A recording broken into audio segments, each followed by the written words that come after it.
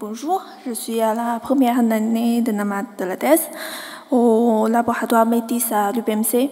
Donc là, je vous présente une partie de mon travail sur les transferts des pesticides dans la zone non saturée de la craie. La nappe de la craie est une ressource importante pour l'eau potable, mais la qualité est dégradée, notamment à cause de l'utilisation des pesticides en surface. Donc, pourquoi? Parce que quand la pluie arrive en surface, elle devient concentrée en nitrate, en atrazine, et après, elle traverse toute la zone non saturée pour arriver finalement à la zone saturée, donc la nappe. Mais nous, donc, on voudrait savoir qu'est-ce qui s'est passé ici dans cette zone non saturée. Donc, la grande question est de caractériser les processus de transfert de pesticides dans la zone non saturée. Et plus précisément, l'objectif de cette présentation est d'estimer la vitesse de transfert et aussi de caractériser les processus de dégradation. Concernant cette problématique, selon le biblio, la plupart des études sont effectuées soit à l'exutoire, soit avec un forage qui intègre tout. Donc, il y a peu d'études qui est directement sur la zone non saturée à cause de son accès difficile. Et nous, on a un site particulier. C'est la carrière souterraine de Saint-Martin-le-Neu. Donc là, on voit là, elle a creusé juste à la limite de la zone non saturée et la zone saturée. Donc là, c'est la nappe. Et en haut, c'est la zone non saturée. La carrière est au nord de Paris, donc dans le bassin de Paris. Ici, on a l'anticlinal de près, et la carrière est juste là entre la couche cognacienne et turonien. Donc, elle a une largeur de 1200 mètres. Et ici, pour la présenter spatialement, on a toujours l'entrée de la carrière à gauche, donc comme 0, et le fond de la carrière à droite. Et comme elle a été creusée avec la méthode chambre et pilier, donc la nappe se forme une vingtaine de lacs souterrains dans la carrière, donc présentés en bleu ici. Et dans la carrière, on a deux types d'eaux. On a le lac, donc c'est la nappe. On a aussi les eaux de la percolation.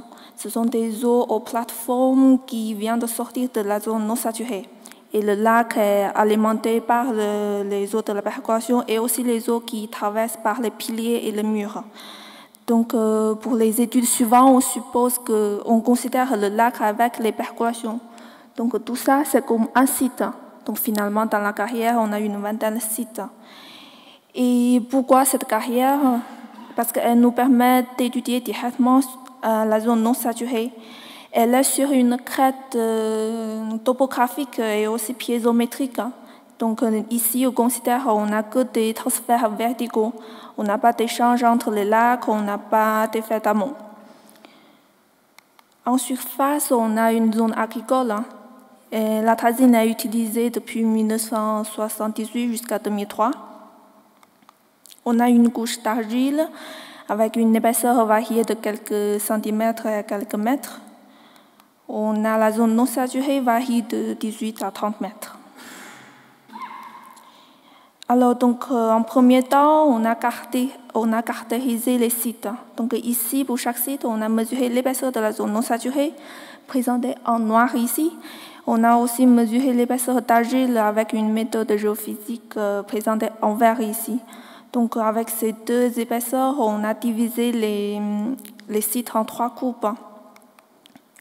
On a coupe 1, ce sont des sites avec une épaisseur de la zone non saturée très très forte, avec un peu d'argile. Coupe 2, ce sont des sites avec aussi une épaisseur de la zone non saturée forte, mais ici on a une couche d'argile la plus épaisse. Coupe 3, les lacs sont le moins profonds avec quasiment pas d'argile. Donc ici, dans cette carrière, finalement, on a trois contextes différents. Donc on suppose qu'on aura potentiellement trois différents processus de transfert. Donc, dans cette présentation, on a choisi une approche spatiale concernant la qualité des eaux souterraines. Comme on a vu qu'on a des différents contextes, donc on attend les différentes qualités des eaux. C'est pour ça qu'on a croisé la qualité des eaux avec les caractéristiques de la zone non saturée. en utilisant des différents traceurs. Ici, on a le nitrate, les ions majeurs.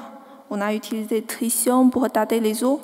On a surtout utilisé les pesticides et pour l'instant, on a suivi principalement l'atrazine et les produits de dégradation, donc DA, DIA, l'hydroxyatrazine. Pour l'analyse des pesticides, les échantillons sont filtrés et congelés après le terrain. Donc, on a utilisé la méthode mu du résidu en la SPE masse-masse. Donc, les échantillons sont extraits avec une phase solide et puis analysés en chromatographie en phase liquide avec un détecteur masse-masse. Cette méthode nous permet d'analyser des échantillons de faible volume de 2 ml avec une incertitude d'analyse environ 20%. Donc, pour le premier résultat, je vous présente la concentration en nitrate, en atrazine, en DA pour chaque site. On voit que pour ces trois molécules, on a des fortes variations spatiales, c'est-à-dire on a des différences significatives entre les sites. Et puis, concernant les concentrations, on a des fortes concentrations. Par exemple, en nitrate, la concentration maximum est 1,8 microgrammes par litre. Pour le DA, le maximum a dépassé 10 microgrammes par litre. Et on trouve aussi nos trois groupes de sites ici, selon la qualité. Donc, groupe 1, là où on n'a quasiment pas de contaminants, ni en pesticides, ni en nitrate. Pour groupe 2, on a une forte concentration en pesticides et aussi pas mal de nitrate. Et pour groupe 3, on a une concentration très forte en nitrate et aussi il y a pas mal de pesticides. Donc, pour trouver la relation entre la qualité des eaux et les caractéristiques de la zone non saturée, en ACP a fait avec 54% de variance exprimée. Pour les variables, on a des paramètres qui présentent la qualité des eaux, donc les ions majeurs et les pesticides. On a des caractéristiques de la zone non saturée comme les variables en supplémentaire. Pour les individus, on a 12 sites, donc percolation et le lac. Il y a 2 sites en supplémentaire parce qu'ils sont trop concentrés en pesticides. Donc, du coup, on voit qu'en F1, on a l'épaisseur de la zone non saturée liée avec sodium.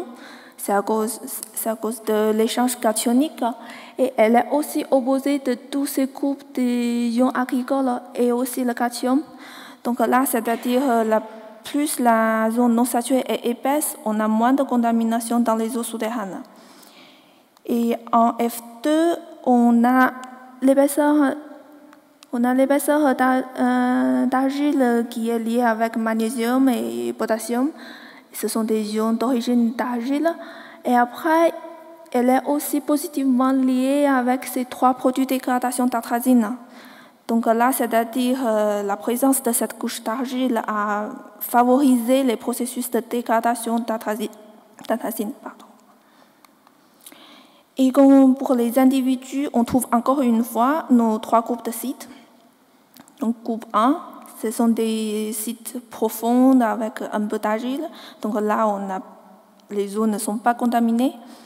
Pour groupe 2, les sites sont profonds avec une couche d'argile très épaisse. C'est là où on a une concentration énorme en atrazine, en DEA.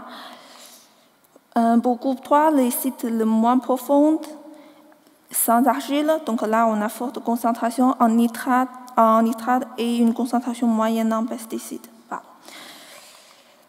Donc du coup, avec ces résultats sur la qualité des eaux, on a estimé la vitesse des transferts en prenant en compte les informations sur l'utilisation des intrants agricoles en surface. Donc ici, où c'est nitrate et l'atrazine, on voit que pour groupe 1, les eaux sont très anciennes, donc avant l'utilisation de nitrate et l'atrazine.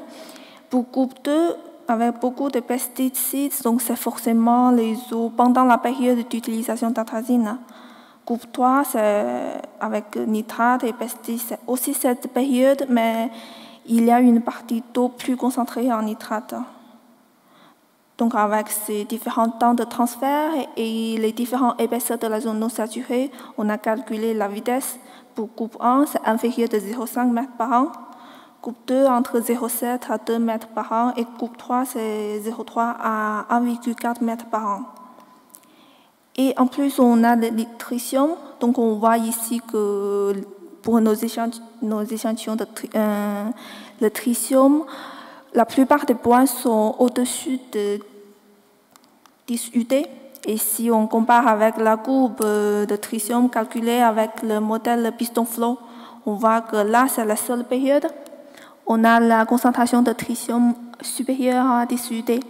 Donc, c'est-à-dire, nous, dans nos échantillons, on a forcément une partie des eaux qui est entre 1960 à 1970. Donc, là, on dit que donc, les eaux souterraines, on a récupéré, sont des mélanges compliqués. Donc, pour une étape suivante, on va décomposer ces différentes eaux. En conclure, on a utilisé les pesticides comme une traceur de datation.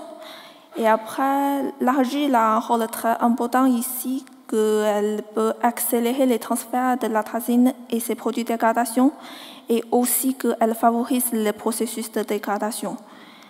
Pour la zone non saturée, on voit que quand elle est plus épaisse, on a moins de contamination dans l'eau souterraine parce que ça prend plus de temps pour arriver à la nappe. Pour les étapes suivantes, on a déjà échantillonné les sols donc pour voir le stockage de pesticides, c'est dans le sol ou dans la craie. Après, comme la craie est en milieu de multiporosité, donc on voudrait savoir quelle proportion de ces différents processus de transfert. Et finalement, ici, je vous ai présenté la variation spatiale et nous, on a aussi une variation temporelle. Donc, on va voir l'hydrodynamique de l'eau et de solidité dans la carrière. Merci de votre attention.